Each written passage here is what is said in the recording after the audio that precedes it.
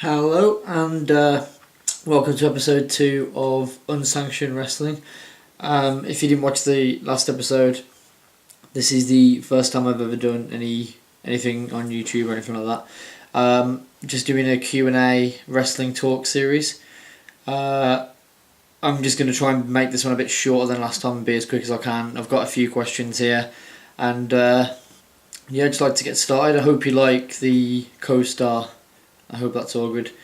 And let's get down to the first question. So this question comes from Onkar1989 on YouTube. Just to start off with a fun question. Who would win in a barbed wire ambulance match? The Texas Rattlesnake or Goldberg? So I don't know if there's ever been a barbed wire ambulance match before, but it would be a pretty cool match, I imagine.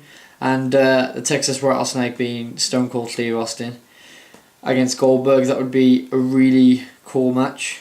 I don't think that we'll ever see that happen, but it will be pretty interesting. And I did love Goldberg in WCW when I never really watched it as much as WWF, but I did like Goldberg, and I think it would be really cool. But I'd have to say I think Stone Cold would come out victorious, and I think that he's the better wrestler of the two. So that's that. And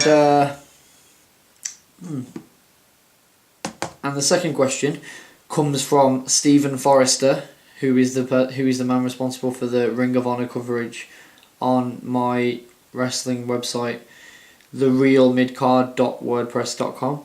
And this question comes from Facebook. It's a two-part question. Firstly, which member of the Shield will be the cause of the eventual split? So I'll answer this. I don't know who will be the cause for the Shield splitting. Really, I can't really identify one particular person. I think if it was going to be anyone, it will be Dean Ambrose, just purely because he's the one who seems to be emerging as the leader. He's the one who holds the singles championship, and he's the one who kind of runs the promos, and he seems to be the leader, the unofficial leader. I think that he's the one with the most potential on the mic and to be a kind of compelling character. I think that he'd be the one to cause the rift if there was going to be one. But I honestly don't know that it'll necessarily be a one person splitting up kind of deal. I don't know how it's going to work, but yeah, if I had to pick between the three to be the catalyst, I would say Dean Ambrose. And the second question: if you could choose one wrestler from the past in his prime to debut on Monday Night Raw, who would you choose? So that's really tough, a really hard one. But I think I'd have to say Cactus Jack, Mick Foley as Cactus Jack. I mean, I don't really necessarily think that he would fit in at all now, really. So it's just a kind of personal. It doesn't really make sense. It wouldn't be a good idea to book Mick Foley coming back. I think on Raw now in the current climate as Cactus Jack doing his old character, but that's what I'd like to see. He would be my favourite person from the past eras to bring back. I think really out of anyone. Probably a close second would be Stone Cold. But Mick Foley, I think as Cactus Jack, I would like to see come back on Raw and just completely revolutionise Raw right now, PG Raw, and make it a lot more kind of cutting edge and close to the grain kind of thing. The next question comes from Daniel Page, and this was actually in person. This is my flatmate gave me this question. So I've actually had time to think about this one, because all the rest of them I just do literally, I just put them all into a Word document and then just read them out now and have no time to think about them, do it on the spot. There's also no editing, it'll just be the start of the video, and so I turn the camera off at the end with zero editing, no planning, no writing or anything, just completely off the cuff. So if it's not very good, then that should hopefully make up for it a little bit. His question anyway is, how do you see the next few months panning out for the Wyatt family after they debut on Raw? I really don't know. I mean, even having had time to think about this, I don't know, because I'm really excited for the Wyatt family to come to Raw, but I just don't know exactly how they're going to be used. Right now, I can't think of the babyface rather, who they're going to go up against. It'd be better if there was like a group of people, but I think it's just going to be one of those things where they're going to have to just attack random people each week like the Shield, and then some kind of feud will come on. But that would be overkill for that angle, I think. I mean, there's already the Shield doing that, and they've been doing it for 6 months, so it does kind of get old. So I think, really, it's almost like I'm really excited to see them, but I'd almost rather them just stay on NXT for like another 6 months and keep being amazing there, because I love that show anyway. It's better than SmackDown, so I'm going to miss seeing them on NXT, if anything. I am excited, but yeah, I don't know what they're going to do. I have no idea. Maybe it'd be better if in a few months' time they had something prepared. But I guess they've obviously got something good prepared, so let's see what happens. Now, the last questions are all from Mike MacArthur. One of them's from Facebook and the rest are from YouTube. So thanks a lot for all the questions and all the support. And the first question is, who from the original Nexus or core members has the potential to outlast the others? We see people like Barrett, Ryback, and now Bray Wyatt and others getting good pushes. But who do you feel will be the future world champions, and who will have the most longevity? Okay. Now, obviously, there are loads of other members of that original stable that are knocking around, like Justin Gabriel, David Otunga. And obviously there's Darren Young and Titus O'Neil. I think they were both in it. I know Darren Young at least was, from Primetime Players, and they're actually on TV.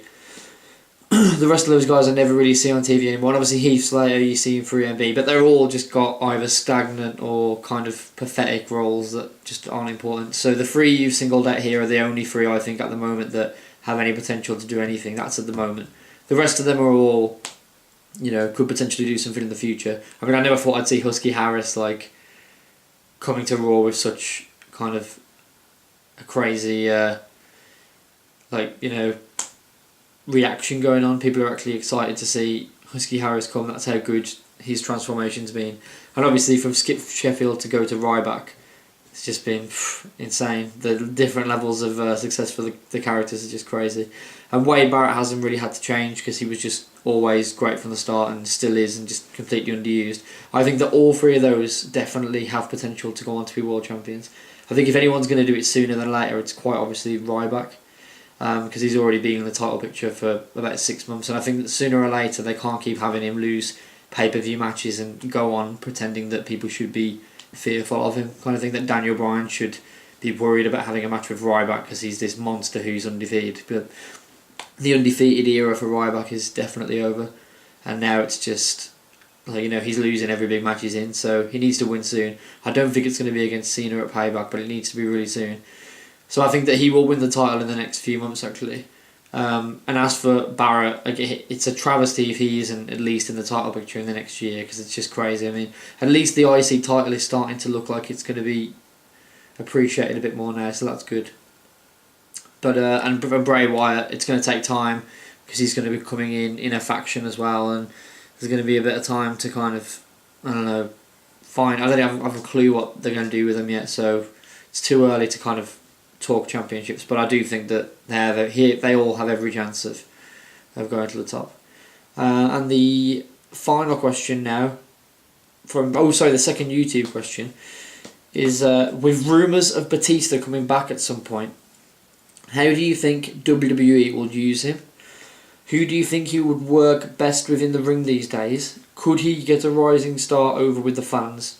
And do you feel he would only be a Brock Lesnar type schedule? Brock Lesnar type schedule rather. I definitely think that he would be on a Brock Lesnar type schedule, and I think that would be perfect. I don't think he should come back on a regular basis. I mean, obviously it'd be good if he did, because I think that he can still do it in the ring. He's not like Hulk Hogan, and he was doing MMA like a year ago or something, so he could definitely do it. But I don't know, I think it would have more impact and more emphasis if it was a kind of Brock Lesnar type deal where he did say 4 or 5 pay-per-views a year against really, really main event top stars. For example, him and Brock Lesnar would be a good feud. And if The Rock came back again, him and The Rock, him and John Cena again.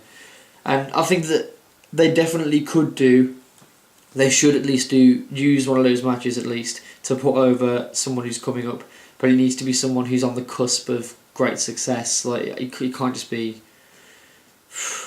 like Justin Gabriel, for example, needs to be like Ryback. If he still hadn't won the title in 6 months and they brought Batista back, it'd be perfect to get him over a bit, to have him face Batista. But you've also got to be careful to not job out Batista straight away as soon as he gets there, or job him out too much, because I think they've jobbed out Brock Lesnar so much that it's almost not impressive when Triple H beats him. You know what I mean? He just loses all of his matches anyway. So the same as Ryback, there's a delicate balance between like having him be used to put over other people, but also gain momentum and credibility.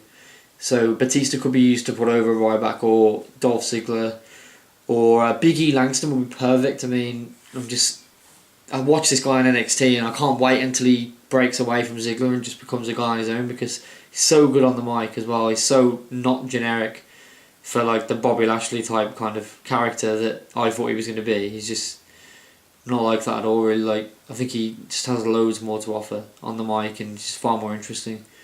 And obviously as an athlete, he's just incredible. He's got a good look. Everything about him is really good, and he'd be perfect to feud with Batista. Maybe if Batista came in and got a win over someone like Cena or Jericho or something, like a top star, or Rey Mysterio again if they feuded, something like that, like a main event kind of match, and then for him to put over one of those guys like Ziggler or Langston or Ryback would be perfect. And finally, this question came again from Mike on Facebook, and this is the final question, and it is, what were your top 3 moments while watching wrestling, past or present? So again, this would be good if I'd actually, done any research or thought about it for even a second, so just gonna have to go literally off the top of my head. Top 3 moments watching wrestling. I'd have to say one of them was probably The Rock versus Hulk Hogan at WrestleMania 18, which I know it's a bit cheesy, but I bought the DVD of that. I never actually got to watch it live and stuff, and I've seen that match so many times, and the kind of crowd heat that went with it and stuff, and everything about it was like a spectacle. It was probably one of the big, like, the first memories that comes to mind when I think about past wrestling, definitely. Second would be Hell in a Cell, King of the Ring 1998, I think. Mankind versus The Undertaker. Obviously, like, that was, again, whenever I try and think of these moments, the first things that come to mind obviously proves that they've been on my mind a lot over the years, and this is just a match that you can never forget, which is just incredible. Obviously all the crazy bumps that he took going off the top of the cell and going through the cell, and just the whole kind of story of the match was just incredible. It was something you'll never ever forget as a match, I think. And then I would think as a moment, maybe not so much a match, but I'm trying to think of a particularly. I would probably say the pipe bomb promo, the CM Punk pipe bomb promo, is probably the thing I remember most of over the last 10 years of wrestling. Literally, out of every single promo in every match, the CM Punk shoot on the ramp is the most memorable, iconic thing. In 30 years, I think that people will still be talking about that. That is probably, I think about that probably before I think of Hell in a Cell, actually. So yeah, I would say those are the 3 moments. CM Punk pipe bomb promo being probably the most memorable and my favourite moment really of watching wrestling, maybe, because there's something so magical about, it wasn't just the character, because it was a shoot and because it represented everything that so many wrestling fans were thinking. It was kind of like he truly was putting across what we were thinking, kind of thing. So yeah, I mean, that's why he's such a hero. That's why he gets crazy pops everywhere he goes, even though he's this despicable heel, just pouring, the ashes of poor bear onto himself or whatever, and everyone's still just trying to CM Punk. So he's at Stone Cold level, really. So yeah, I would say those are my moments, favourite moments of wrestling. This has been Unsanctioned Wrestling episode 2. I'm going to upload it onto YouTube tomorrow. Hope you enjoyed watching it. If you didn't see the first episode, check it out. If you like them both, subscribe. There's going to be a new one every week. Hopefully I'll get better as these go on, but I'm going to stick with the not editing and not planning thing, because I just don't really want to do that stuff, so I'm just going to do it like this. But hopefully I'll get better at it, and it'll be easier over time. So thanks a lot for all the support, and please send in your questions, leave comments on here, or head over to therealmidcard.wordpress.com and check out some of the articles there. Post a comment anywhere there saying this is a question for the YouTube series. All the videos are uploaded on the WordPress as well. So I really appreciate your support and your questions and feedback, comments, anything, even if it's negative feedback, which you probably will be. Yeah, just give me a shout, let me know what you think. Hopefully you enjoy it, and thanks a lot. Hope to see you next time. Thank you. Bye bye.